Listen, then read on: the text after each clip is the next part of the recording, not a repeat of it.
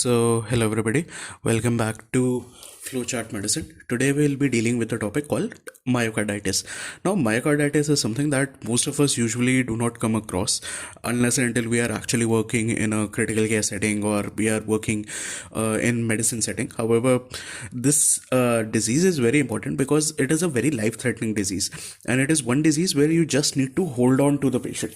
So, what do I mean by holding on to the patient? That there is no definitive cure, but you have to keep on managing the patient on a very conservative side. And most of the times when we are treating myocarditis, we actually are not even aware whether we are treating myocarditis or whether we are really dealing with acute decompensated heart failure or whether we have a ACS like situation. So let's take a deep dive into it.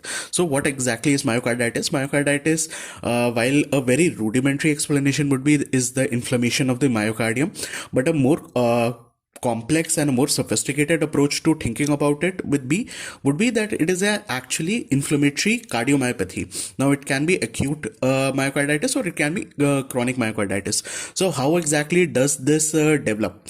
So any infection with a severe cytokine release, it can actually depress the left ventricle function and cause myocarditis. The most common cause of this is human herpes virus 6. The second most common is parvovirus, and the third most common is Coxsackie virus. Now, in recent times, we have to deal with the COVID pandemic. So, COVID is also responsible for causing myocarditis. Now, dengue is something that I've written here separately. The reason for writing dengue is that in India, dengue is basically an epidemic, and because of that, we deal with a lot of cases of dengue-induced myocarditis. But is dengue one of the common diseases associated with myocarditis? No. So, other than that, we use a lot of inotropes like dobutamine. Dobutamine, prolonged use can also cause myocarditis. Then there are other diseases which are not that common in India, like Lyme's disease or Chagas disease or even diphtheria now. So, how exactly does myocarditis present? So there are two presentations of myocarditis. One is the acute myocarditis and the other is the chronic myocarditis. So the acute myocarditis has a ACS-like presentation. Now what exactly do I mean by ACS-like presentation? ACS-like presentation means the patient will present to you with chest pain. On the ECG, the patient will have severe sinus tachycardia. So the heart rate would be in the range of 150, 180, maybe even 200. And the troponin levels will be elevated.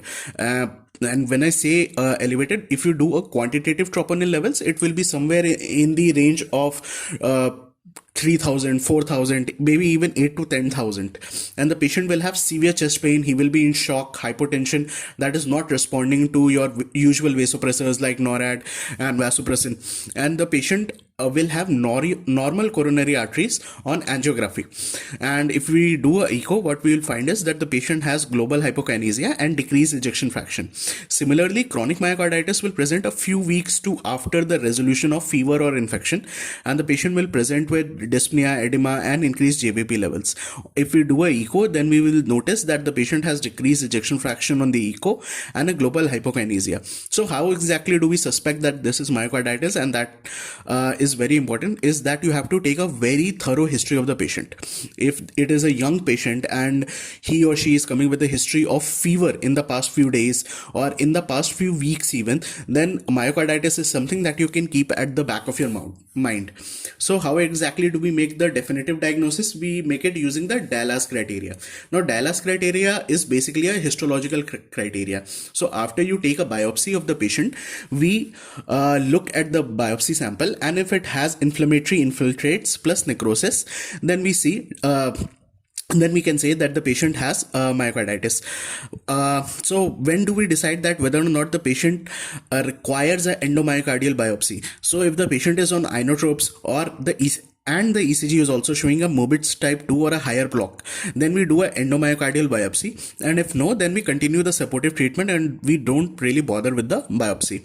So what exactly is the management? So the chronic myocarditis is managed basically conservatively. So the patient usually presents with fluid overload status, which is quite evident by the dyspnea, pedal edema, raised GVP. So we mostly manage him conservatively with diuretics and other supportive measures. And in acute, if the patient has a normal BP, then we manage him with with diuretics and vasodilators, but most of the time the patient actually presents to us with hypotension, which is not really responding to vasopressors. So in that case, we have to use inotropes.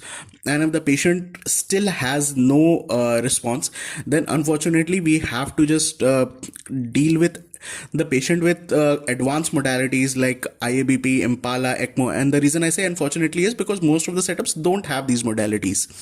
And the final resort is heart transplant. And there is no role of steroids, immunosuppressants, or even antivirals. Even after the biopsy confirms that it is myocarditis, even then there is no role of giving the patients any kind of immunosuppression or any kind of antiviral. So that was today's topic. So I hope you like it.